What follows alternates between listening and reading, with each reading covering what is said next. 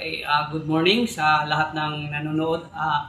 Just this morning, I received a call from our air traffic controller chief, Ma'am Merly Butalon, and of course the duty air traffic management officer, Ma'am Zian, informing me that a Cebu Pacific Airlines 5J786 bound for Manila had experienced a runway excursion, so resulting in to be disabled at the end of runway 12.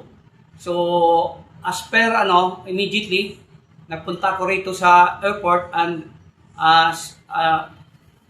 proceeded immediately to the site. So during sa naman namin, sa inspection naman namin doon, nakita nga namin na na-disabled yung aircraft sa dulo ng runway 12. And then, right there, inactivate namin yung incident command system namin with my incident commander, and then all the team were present for us to be able to appropriately assist all the passengers and to properly respond to all needs na kailangan namin para ma-address natin yung problema sa nangyaring runway excursion. Mga ilang pasahero po ba ang ang apektado? So, a total of 11 flights natin. 8 dito sa Cebu Pacific and 3 sa Philippine Airlines, with a total affected passengers of 1,487. However, nagawa naman ng mga steps ang Cebu Pacific at Philippine Airlines. Nag-assist sila sa mga passengers. Yung iba, during sa lunchtime, nagbigay rin sila ng mga pagkain, drinking water. And of course, they provided transport vehicle.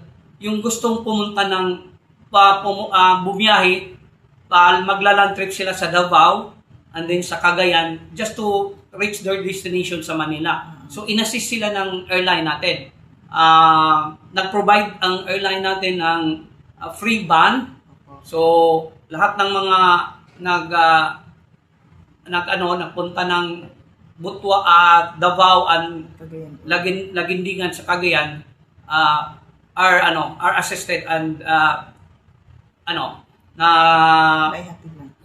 nahayati doon sa destination. So, nagsimula yung paghatid sa kanila, sir, kaninang umaga? Yes, kaninang umaga. As of this time, nandiyan pa rin sila, continue pa rin yung paghatid ng mga pasahero sa Davao at saka sa Lagindingan Airport. Mga anong oras kaya, sir, or pwedeng maibalik natin sa normal ang biyahe?